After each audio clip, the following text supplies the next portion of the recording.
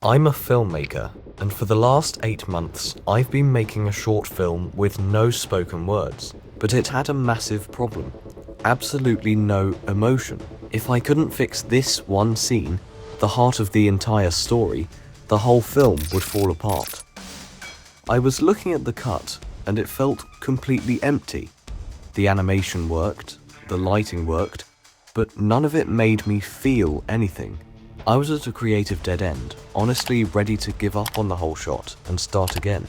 But little did I know, there was a solution waiting to be found.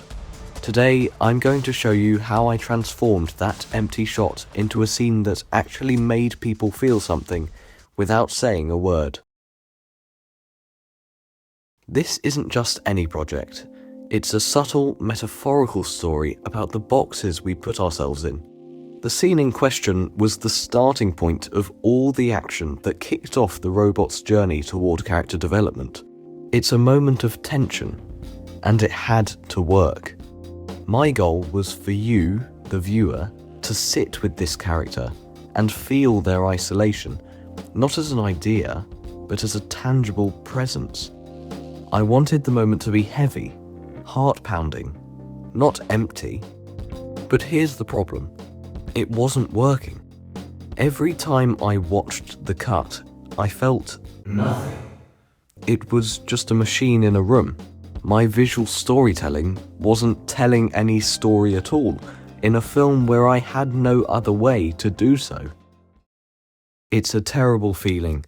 That pit in your stomach when the thing you see in your head refuses to appear on the screen. As a filmmaker, I want to give you, the audience, something to think about, something to feel. That's when you start to question everything I want you to. Maybe the idea was flawed. Maybe I'm not a good enough filmmaker to pull it off. The no dialogue rule I set for myself, which was supposed to be a creative challenge, now felt like a trap. Without words to lean on, the scene's emotional emptiness was exposed. Every visual choice mattered infinitely more, and my choices were failing. If I couldn't make this one moment work, the entire film would collapse.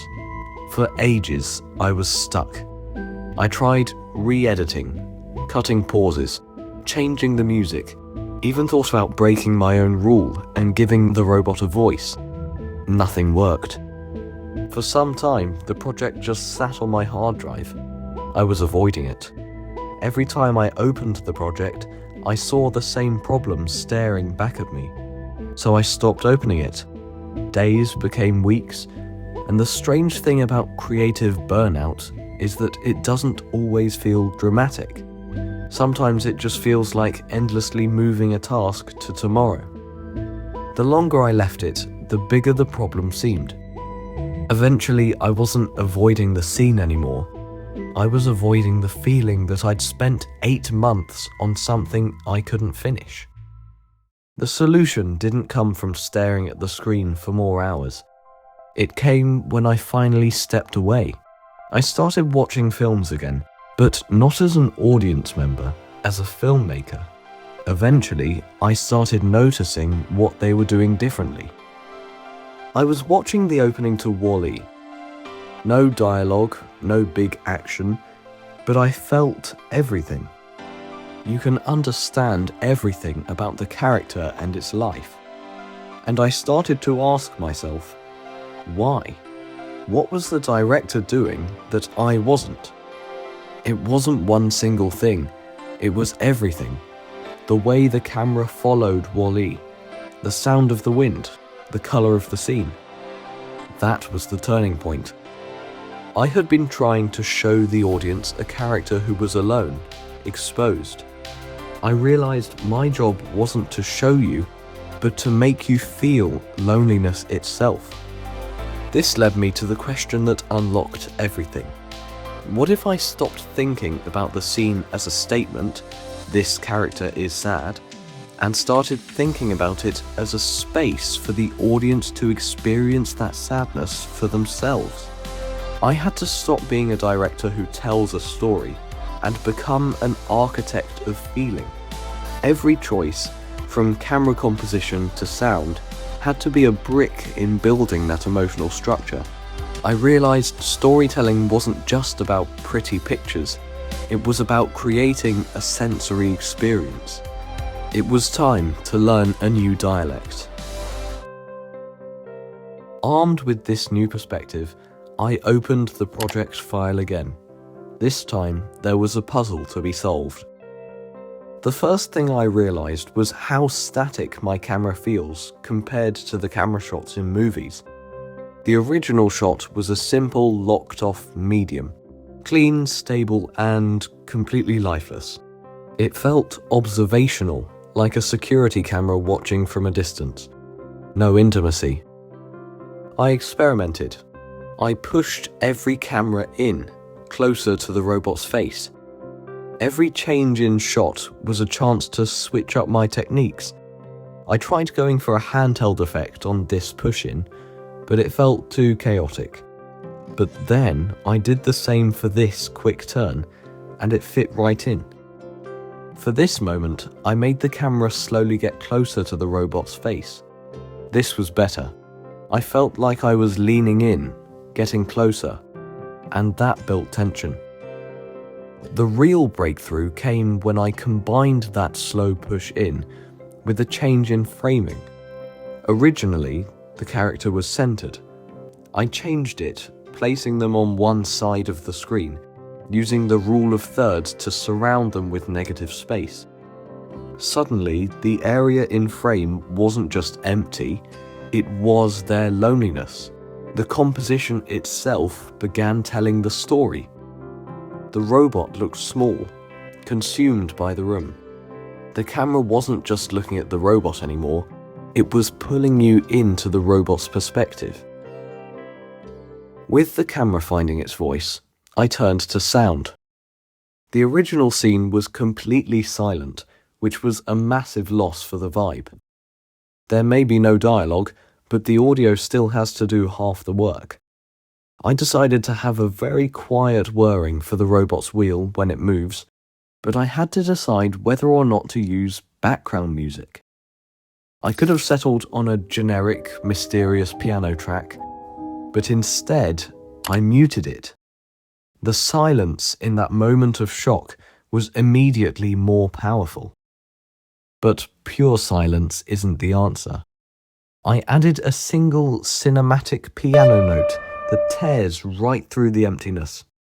It mirrors the fear the robot feels. To go even further, I started building a soundscape from scratch, capturing every possible sound in the world of the museum.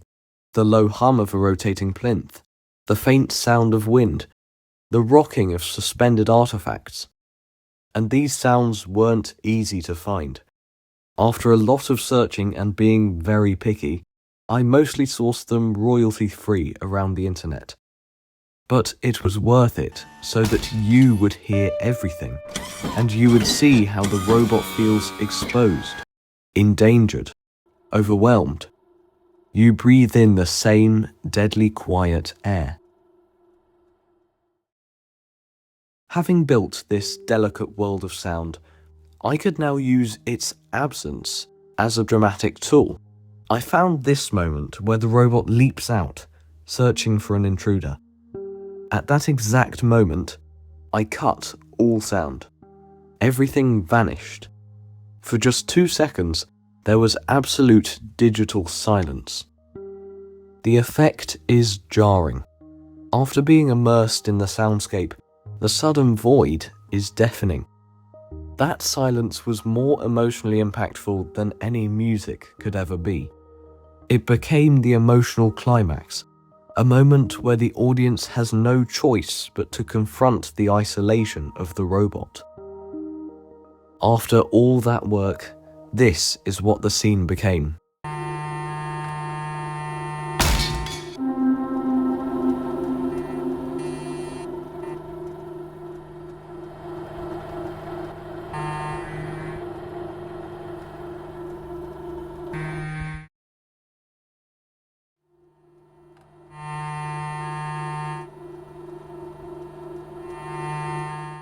So why does it work now? The power doesn't come from one single element, but from the deliberate layering of all these choices. First, the camera's relationship with the character has changed. The slow, creeping movement combined with the framing that emphasizes negative space creates a feeling of both intimacy and crushing isolation, or chaos and confusion. The camera is empathetic. Second, the sound design creates a living world.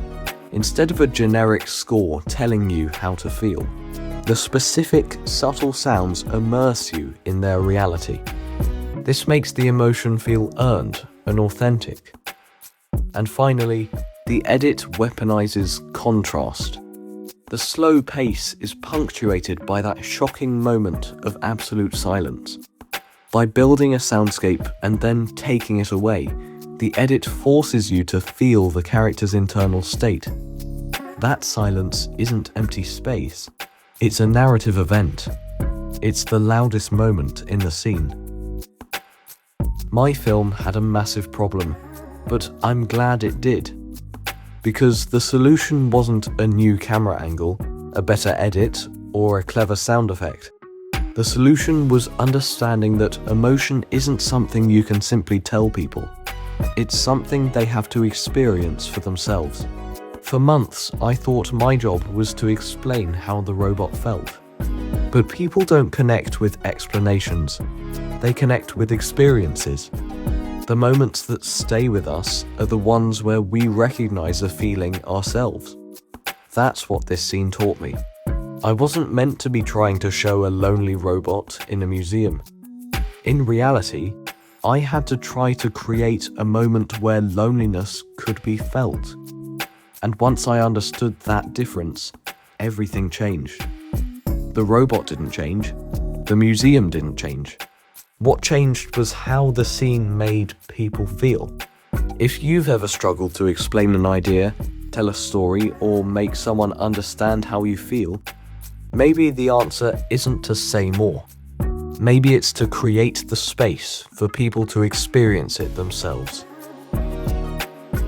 Thanks for watching. If you want to see more about my short film, check out this video about how I overcame having no dialogue in Locked In. I'll see you next time.